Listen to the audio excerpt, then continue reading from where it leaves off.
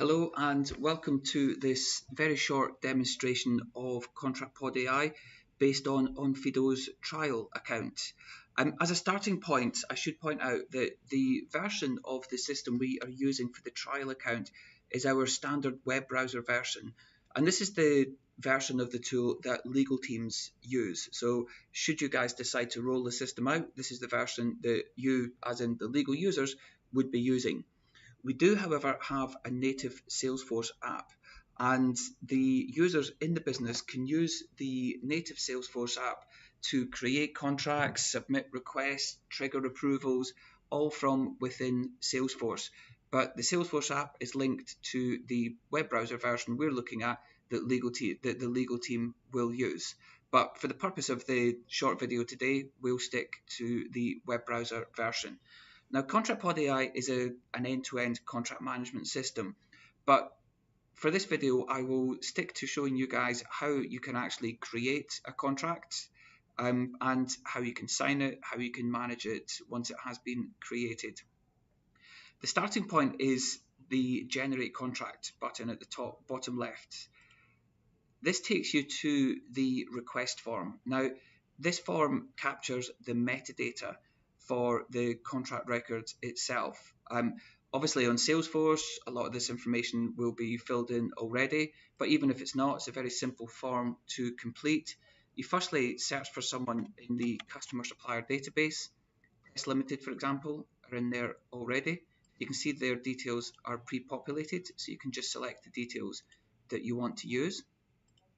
Then you can identify the relevant contract type. Now we have onboarded Onfido's confidentiality agreement, the mutual confidentiality agreement, and also your MSA. Now we weren't given specific variables to track, so we've just picked out a few variables from within the agreement. But obviously, if and when we roll the system out to you guys, the templates would be configured to your exact specifications.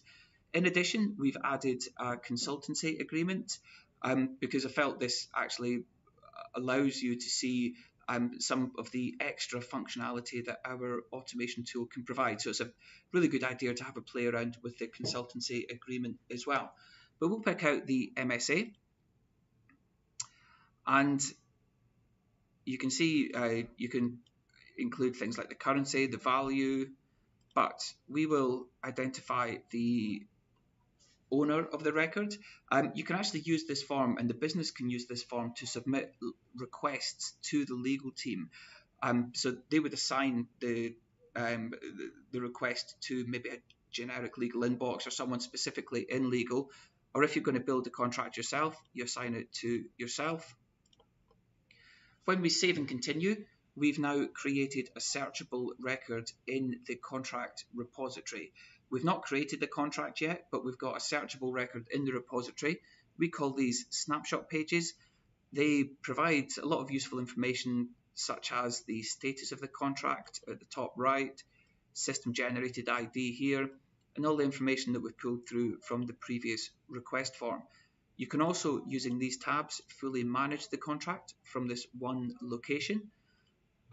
But the user just now will pick out the version of the template they want to use. We've only got one version of the MSA here, but it's possible to have multiple variations of each contract type. When you select the relevant template, you are then able to load the variable questionnaire. And this is where the user populates the actual variables within the document itself. We've just got 3 here. You can have questionnaires that are far more sophisticated than this. You can build approvals into this part of the process. You can even build approvals into the request form previously as well. So it means that the users are working within an approval framework that legal team have identified already. But when they save and generate the contract is created, it's uploaded onto the snapshot page. It sits in 2 places. You've got the latest version of the contract sitting here, and all previous versions sit underneath. You can view the contract in Word or in PDF. So this is a Word version of the agreement. It's just opened on my other screen. But you can see we've already created version 1 of Onfido's MSA. Now, in terms of the negotiation process, you can open up a secure portal with the other party to provide them with secure access to the agreement. You can do that by checking out, and the portal is then, or access to the portal is sent to the user at the other party who you identified on the original request form. So I put my own email address down. If I go into my emails, you can see I've got this email through that provides a link with username and password to the portal. So I use the details provided. It takes me to the portal, where at the bottom you have a link to the agreement. Now, we've set this version up so the other party can only view the contract in PDF, so they're not able to make any changes. However, it is possible to set it up also so they can view it in Word, and they can then make some changes and upload it back into the portal. The other party, however, does get a comment box, so they can suggest changes through the comment box, post a comment. The ContractPod AI user is then notified that the other party has posted a comment, and when they log back onto the system, which I'll do now,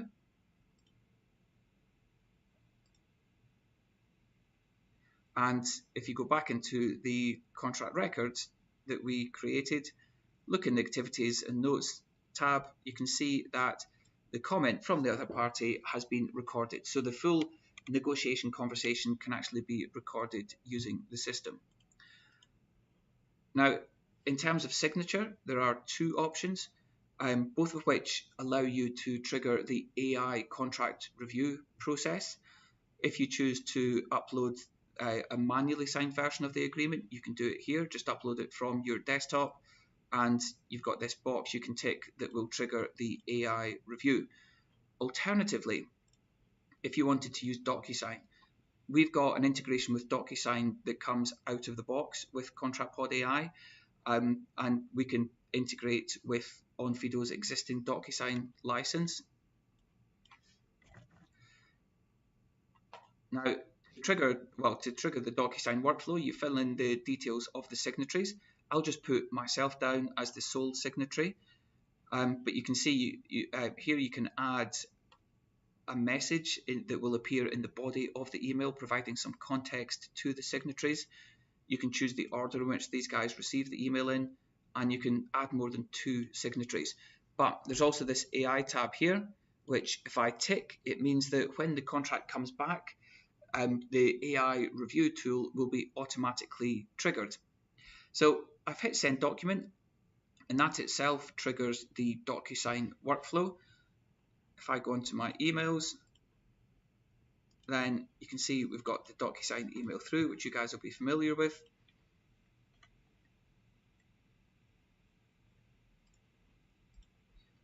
I've added signature boxes to the bottom of the MSA just so there's a point to sign.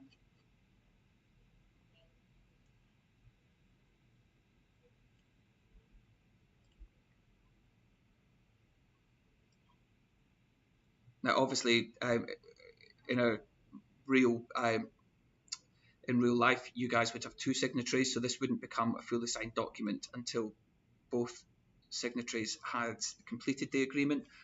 But when I hit finish, this is now a fully signed document, and a couple of things now happen. Firstly, well, as you guys know, all the signatories receive an email from DocuSign that provides access to the signed version of the agreement, but the signed version of the agreement automatically comes back through to sit on ContractPod AI. Not only that, because we triggered the AI functionality, when it comes back through, we will actually review the agreements for the standard terms that the AI functionality is designed to track. So it takes maybe a minute or so for the AI functionality to work, but it's actually going to populate this key obligations tab. These are the standard legal obligations that our tool tracks. Now, it is possible to track additional obligations.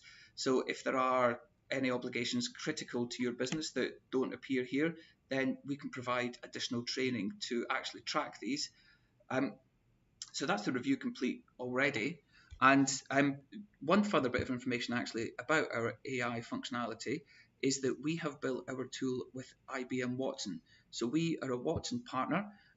We use Watson as the core technology, and that means that, well, not only is it the most accurate technology available on the market, but we have also undergone a base of machine learning. So we have a really high level of learning already within the tool. We've fed tens of thousands of documents through the tool already to produce that, but we will refine the system to up to 5 of Onfido's most commonly used contract types as well. So what you're seeing here is the results of the system with no specific Onfido document training. But if we go into key obligations, then you can see that it has reviewed the MSA for these obligations, and you can actually get smart with the obligations. You can, if you like, trigger approvals based on the contract review. So, if there were no change of control provisions, for example, that could trigger an approval, and that approval would appear here within the workflow. So yeah, you can really bring in all kinds of smart functionality with the AI review. But now we've got a fully signed agreement.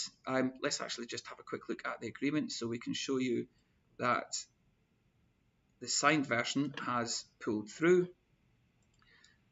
You'll see also the status of the contract record has changed to active, and the signed version is actually version 2. So we've got versions 1 and 2 in the contract history.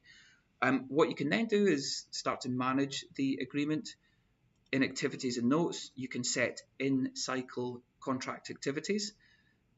These are just a couple of example activity types, but you guys can actually define your own activity types, and you can assign activities to other users as well. So this can become a collaborative workspace for if there's multiple people working on a contract.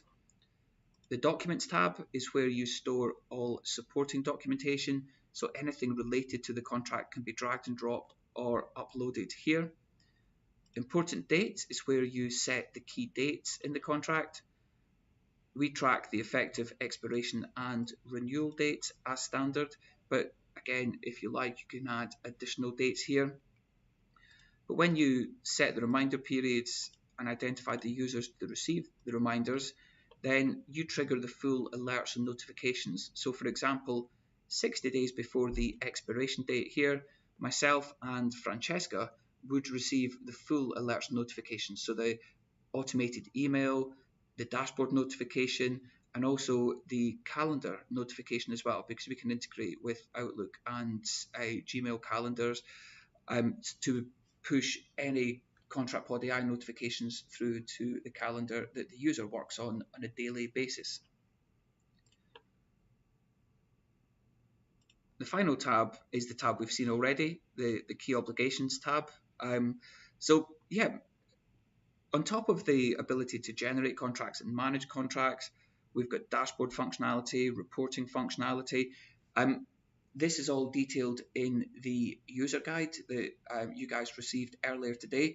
I will stress, however, that even though you've got the video, the user guide and knowledge base, myself and Martin Ewan are more than happy to answer any questions that you guys have at any time. So please feel free to get in touch whenever required. Well, I hope that was that provided some useful insight into the key use case that Onfido will use Contract Pod AI for, and we look forward to seeing you in your office on Wednesday. Thank you.